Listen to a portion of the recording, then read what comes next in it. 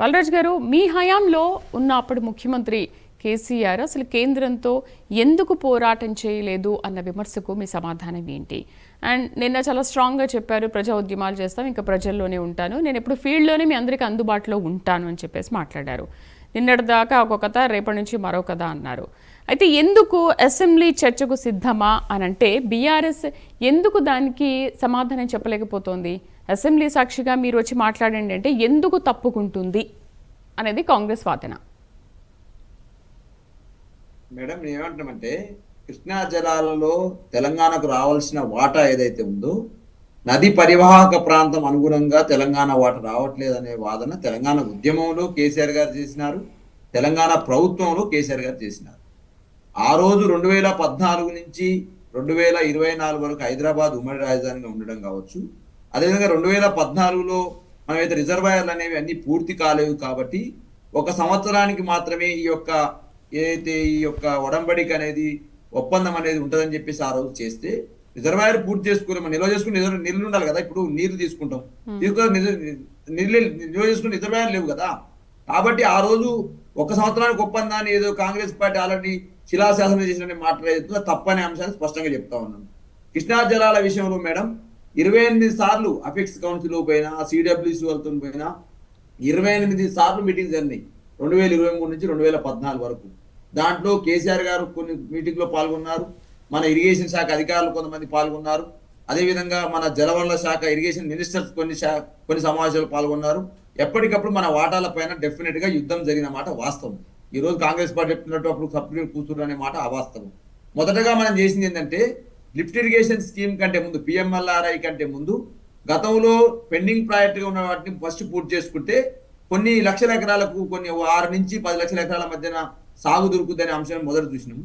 రెండోది minor irrigation గా ఉన్నటువంటి అయితే మిషన్ కాకతీయ ద్వారా చెరువుల్ని పూర్తి చేసుకోవడం కావచ్చు, చెక్ డాములు నిర్మించుకొని నీరుని అందించే క్రమంలో కొంత పాలమూరుని గతంలో కంటే పచ్చబడిన మాట వాస్తవం, వలసలు తగ్గిన మాట వాస్తవం. ఇవన్నీ అంశాలు ప్రజలే చెప్తారు మనం పోయి అడిగితే. కానీ ఇవాళ ఉన్నటువంటి కాంగ్రెస్ ప్రభుత్వం 2 సంవత్సరాలు అయింది మేడం. 2 సంవత్సరాల తర్వాతకి వీళ్ళు చేయాల్సింది ఏంది? సుమారు 12 లక్షల పైచిలకు ఎకరాలకు ఏదైతే పాలమూరు రంగారెడ్డి ఎత్తిపోతల లిఫ్ట్ ఇరిగేషన్ స్కీమ్ ఏదైతే ఉందో అది వీళ్ళు చేయాల్సిన అవసరం ఉంది మేడం. నేను అడుగుతున్నాను, ఇవాళ మీకు కేసీఆర్ ఏం చేసినారు, బీఆర్ఎస్ ఏం చేసిందంటే, కలవకుర్తి 1984లో బిఫోర్ 2014 ముందు 13,000 ఎకరాలకు నీళ్లు మాత్రం అందించింది మేడం. ఆఫ్టర్ 2014 తర్వాతకి 3,07,000 ఎకరాలకు నీరు అందించిన మేడం. నెట్టెంపాడు 2005లో దీన్ని ప్రారంభిస్తే వాస్తవానికి 2,300 ఎకరాలు మాత్రమే బిఫోర్ 2014 ముందు నీళ్లు అందిస్తే 1,42,000 ఎకరాలకు 42,000 ఎకరాలకు బీఆర్ఎస్ పార్టీ వచ్చిన నీళ్లు అందించిన మేడం. బీమా ఏదైతే ఉందో 2005లో దీనికి సంబంధించి ఉన్నట్టయితే ఆ రోజు బీమా ద్వారా ఇచ్చిన నీళ్ళు ఎంత ఉమ్మడి ఆంధ్రప్రదేశ్లో 12,000 ఎకరాలకు మాత్రం ఇచ్చింది మేడం. తదనంతరం బీఆర్ఎస్ పార్టీ వచ్చినాక 1,58,000 ఎకరాలకు నీళ్ళు అందించిన మేడం. కోయిల సాగర్ సంబంధించి నీళ్ళే ఇవ్వలేరు మేడం వాళ్ళు. మేము వచ్చిన తర్వాతకి 32,250 ఎకరాలకు నీళ్ళు ఇచ్చాం మేడం. తుమ్మిళ్ళ అనేటువంటి దాన్ని లిఫ్ట్ ఇరిగేషన్ స్కీమ్ కట్టి 55,600 ఎకరాలు నీళ్ళు అందించిన మేడం. అదేవిధంగా జూరాల సంబంధించినటువంటి ఏదైతే కోయిల సాగర్ ని ఆధునీకరణ పనులు, కాలువల ఆధునీకరణ చేసి 1,07,740 ఎకరాలకు ఇచ్చిన మేడం. మిషన్ కాకతీయ ద్వారా 2 లక్షల ఎకరాలకు ఏదైతే చెరువుల్ని బాగు చేసి 2 లక్షల ఎకరాలు ఇచ్చిన మేడం. టోటల్ గా 10,08,591 ఎకరాలకు బీఆర్ఎస్ పార్టీ అధికారంలోకి వచ్చిన తర్వాతకి ఏదైతే పెండింగ్ ప్రాజెక్ట్ గా ఉన్నటువంటి ఈ ప్రాజెక్ట్ పూర్తి చేసి నీళ్లు అందించిన మేడం. అప్పుడు కాంగ్రెస్ పార్టీ 2014 పూర్వము 27,300 ఎకరాలకు ఇచ్చింది మేడం. నేను అంటున్న ఇవన్నీ వాస్తవాలు, లెక్కలు ఇవన్నీ. ఇవాళ మీరు చేయాల్సింది ఏంటి? అంటే ఇప్పుడు ఏంటి, మీ ప్రభుత్వ హయాంలో అసలు నీటికి సంబంధించి అసలు ఎలాంటి గొడవలు జరగలేదు, నీటికి సంబంధించి అన్ని క్లియర్గా ఉన్నాయి అని అంటారా? ఎందుకంటే ఇప్పుడు విశ్లేషకులు చాలా క్లియర్గా చిన్నపిల్లలకు కూడా అర్థమయ్యేలాగా చాలా క్లియర్గా చెప్పారు, మనకు అసలు ఎంత వాటా రావాలి, వాళ్ళకి ఎంత వాటా పోవాలనేది. మనం తక్కువ తీసుకుని వాళ్ళకి ఎక్కువ వాటాలు ఇచ్చేశారు. మీరు ఒప్పందాలు చేసుకున్నారు, ఇన్ని లక్షల ఎకరాలకు నీళ్ళు ఇచ్చాము, దానికి ఇచ్చాము, దీనికి ఇచ్చామని చెప్తున్నారు కదా. మరి ఎందుకు నీటి సమస్య అనేది ఎందుకు వస్తుంది ఈ రోజుకి కూడా? మేడం ఇప్పుడు ఇంతకుముందు అన్నసత్యం గారు చెప్పినట్లు ఏదైతే పోతిరెడ్డి పాట ద్వారా, సంగమేశ్వర ద్వారా తీసుకుపోతున్న జలాలు 300 టీఎంసీలు, వాళ్ళకి వచ్చిన వాటా వాస్తవానికి 299 టీఎంసీలు వారికి రావాలి, 500 పైచిలకు టీఎంసీలు మనకు రావాలి, తెలంగాణ ప్రాంతానికి రావాలి. వాస్తవానికి ఏంటంటే ఆ రోజు ఉమ్మడి 2014 వరకు ఒక్క రిజర్వాయర్ ఇక్కడ కట్టలేదు మేడం. ఓన్లీ శంకుస్థాపనలు మాత్రమే చేసినారు. ప్రారంభోత్సవాలు మాత్రమే చేసినారు, శిలాఫలకాలు మాత్రమే చేసినారు తప్ప ఒక్కటి కూడా పూర్తి చేయలేరు. మీరే పూర్తి తీసుకొచ్చారు చేయకపోతే water. మేడం నీళ్లు కృష్ణా జలాల్లో పోతా ఉన్నాయి. నీకు ఆ బేసిన్ పరంగా పోతున్న నీళ్ళని ఎక్కడ నిల్వ చేసుకోవాలంటే రిజర్వాయరే లేకపోతే ఒక జూరాల ఒకటి 10 టీఎంసీ 8 నుంచి 10 టీఎంసీలు తప్ప మిగతా ఎక్కడ నిల్వ చేస్తుంది లేదు. ఒక శ్రీశైలం అవుతే శ్రీశైలం నుంచి నాగాయణ సాగర్ అవుతే Nagarjuna Sagar left canal right canal 140 టీఎంసీలు వాడాడుకుంటా ఉంటే లెఫ్ట్ బ్యాంక్ కెనాల్ పైన ఉంటుంది. అది 70 టీఎంసీలు మనకు వస్తే 30 టీఎంసీలు పులిచింత ద్వారా మళ్ళీ కృష్ణా గోదావరి జలాలు వాడుకుంటని చెప్పేసి కృష్ణా గోదావరి జిల్లాలు వాడుకుంటని చెప్పి ఇప్పుడు అందరిగా చెప్పినారు. అంటే 70 మనకు వస్తే వాళ్ళు 40 కూడా వాడుకునే పరిస్థితి లేదు తెలంగాణ లెఫ్ట్ బ్యాంక్ కెనాల్ ద్వారా నాగార్జున సాగర్ లో.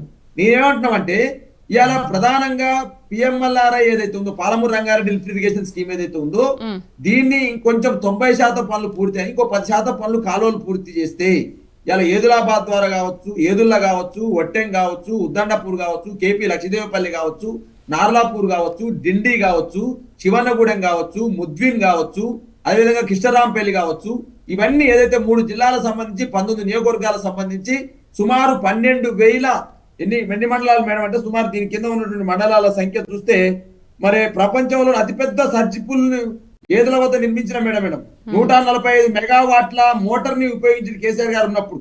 మరి ఇప్పుడు మేము ఒకవేళ ఏం చేయకపోతే స్విచ్ ఆన్ చేసినాం 12,26 గ్రామాలకు తాగునీరు కోసం ప్రయత్నం చేసినాం. 12,30,000 ఎకరాలకు సాగునీరు అందించాలనే దీని యొక్క బృహత్తర ఉద్దేశం.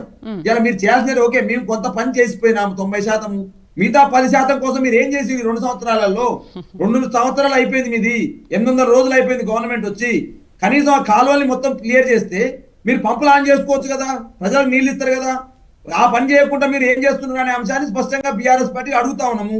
దానివల్ల 3 జిల్లాలు నష్టపోతున్నవి, 19 నియోజకవర్గాలు నష్టపోతున్నవి, 12,6 గ్రామాలు తాగునీరు అందించే అవకాశం లేకుండా పోతుంది. దాని అంటే రేవంత్ రెడ్డి గారు మేడం ఒక మాట రేవంత్ రెడ్డి గారు ప్రెస్ మీట్ పెట్టినారు. మీరు కాళేశ్వరం సంబంధించిన అంశాలలో ఏదైతే మేడిగడ్డ దగ్గర ఇంతకుముందు అంటున్నారు కూలేశ్వరం అయింది, కాళేశ్వరంలో అవినీతి అని మాట్లాడుతున్నారు కాంగ్రెస్ పార్టీకి మేము క్వశ్చన్ అడుగుతా ఉన్నాం.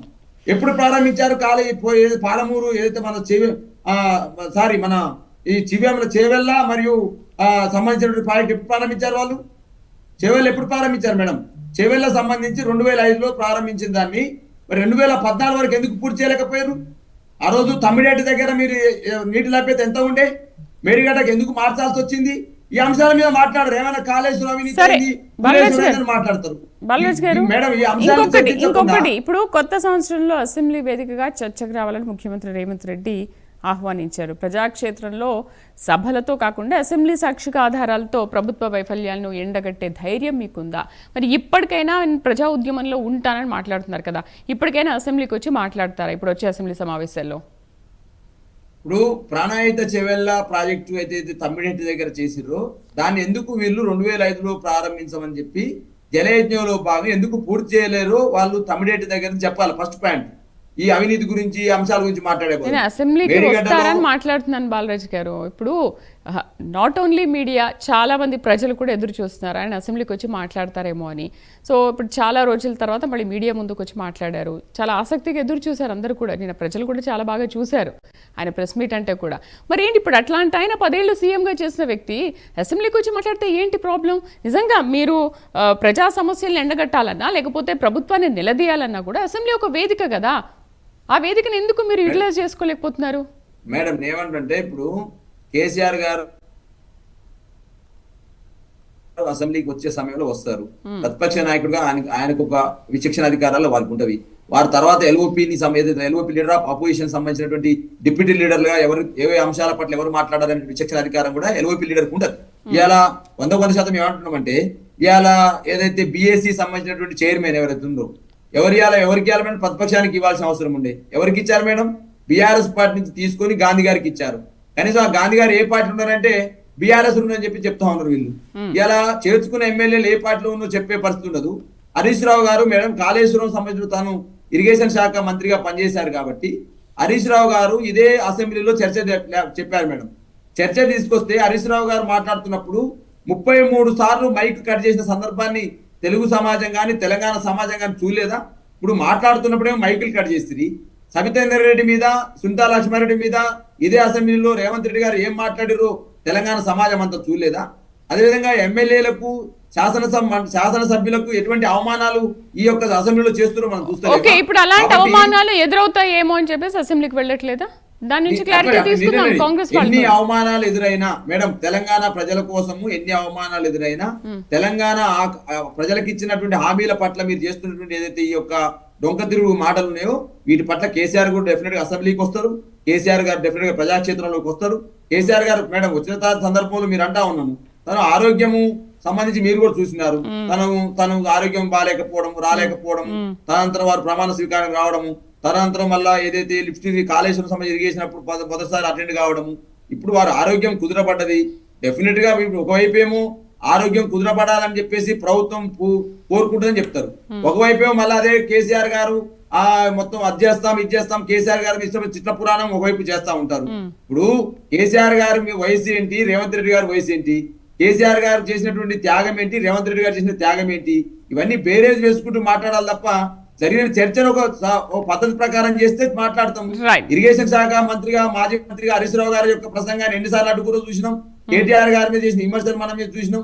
జగదీశ్వర్ రెడ్డి గారి మీద చేసిన విమర్శలు మనం చూసినాం. ఇలా వీళ్ళు 2 సంవత్సరాల కాలంలో ఏం చేస్తున్నారు? ఇంతకుముందు జితేందర్ రెడ్డి గారు చెప్తా ఉన్నారు, 6 గ్యారంటీలు 13 అంశాలు ఇచ్చినారు ప్రజలకు. 6 గ్యారంటీల్లో రైతు భరోసా మీరు ఏమైనా ఇచ్చినారా? 15,000 ఇస్తామన్నది ఎన్ని ఇస్తున్నారో అడుగుతాం. అదేవిధంగా రైతు రుణమాఫీ ఎన్ని లక్షల మందికి చేస్తామన్నారు, ఎన్ని లక్షలు చేసిరో అడుగుతా ఉన్నాం. రైతు మహిళల సమయం 2500 ఇచ్చిర్రా మీరు? ఉద్యమకారులకు అది చేస్తాం ఇది చేస్తామని మాట్లాడు. కేసీఆర్ ఏం చేయాలని చెప్పినారు? కేసీఆర్ గారు చేయండి మీరు చేస్తామన్నారు. ఉద్యమకారులు 250 జితేందర్ గారితో మాట్లాడదాం ఈ విషయం గురించి. జితేందర్ గారు 4,000 వృత్తి వచ్చిందా? 2 లక్షల ఉద్యోగాలు వచ్చినాయా? ఇవన్నీ తులం బంగారం వచ్చిందా? ముసలాయికి పింఛన్ పెరిగిందా? ఈ అంశాలన్నీ ప్రాథమిక అంశాలన్నీ కూడా మర్చిపోయి ఏమైనా డైవర్షన్ పాలిటిక్స్ లో ఫుట్బాల్ ఆడుకుంటూ 100 కోట్లు కథం చేసినావు. అదే విధంగా మాందాల పోటీలు పెట్టి 100 కోట్లు కథం చేసినావు. గ్లోబల్ సమిట్ అని చేసే పరిస్థితి తీసుకొచ్చి రాష్ట్రాన్ని దారిద్ర్యంలోకి నెట్టుకుంటూ ఏమైనా కేసీఆర్ తిట్టుకుంటూ హరిశాన్ తిట్టుకుంటూ కాలం గడిపోవడం కాదు కదా.